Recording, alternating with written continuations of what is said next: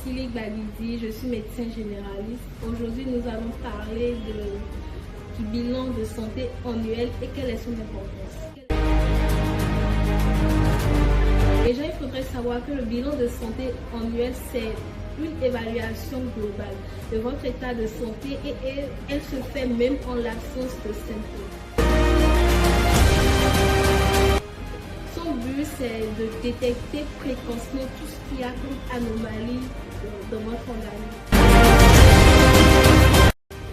Et ce bilan annuel de santé comprend déjà une consultation médicale, des examens paracliniques, que ce soit des examens sanguins ou des examens radiologiques.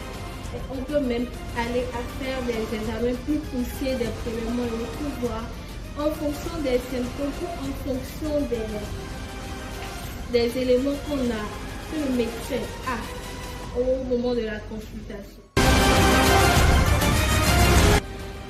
Alors là, nous allons parler de son importance. Pourquoi réaliser un bilan annuel de santé même quand on n'a pas de symptômes?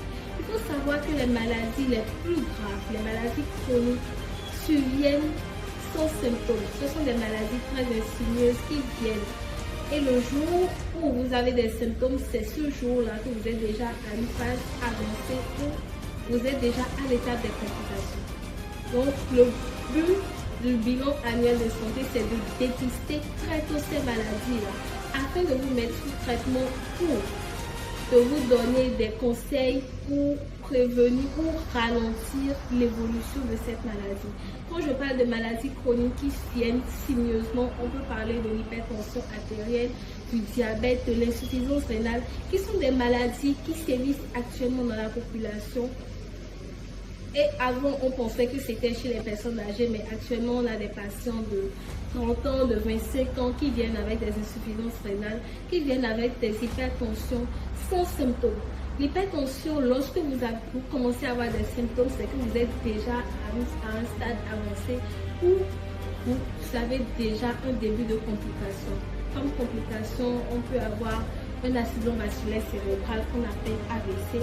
On peut avoir des atteintes rénales qui évoluent vers l'insuffisance rénale, qui lui-même va évoluer vers une insuffisance rénale chronique terminale qui nous amène en dialyse. Au-delà de ça, il y a le diabète. Et quand les complications du diabète surviennent, c'est qu'on est déjà à un stade avancé, on a du mal à récupérer. Sachant que ces maladies sont pourvoyeuses de dépenses financières. Une seule dialyse coûte dans la moyenne de 80 à 100 000 et ce, vous devez le faire au moins 3 fois par semaine. Donc pour ce cours-là, pour les Béninois lambda, je pense qu'il est vraiment important que vous fassiez un bilan annuel de santé pour prévenir ces maladies-là. Parce que votre médecin est là pour vous accompagner, pour vous dire ce qu'il faut faire, que ce soit au niveau de votre hygiène de vie, que ce soit au niveau de votre hygiène alimentaire, de vos activités quotidiennes de tous les jours, pour que vous ne vous retrouviez pas à l'étape des complications. Aujourd'hui, je voudrais vraiment vous exhorter que vous soyez jeune, que vous soyez vieux, que vous ne souffriez pas d'une maladie particulière, que vous vous sentez en bonne forme, pour que vous ayez des symptômes, que vous mettiez dans votre prévision annuelle de faire des bilans annuels de santé. C'est vrai, vous allez penser que je ne suis pas malade, je n'ai aucun symptôme, pourquoi dépenser à l'hôpital? Mais ces bilans-là vous préviennent, vous aident à prévenir ces maladies-là, vous êtes à dépister très tôt parce que la prévention coûte moins cher que le traitement.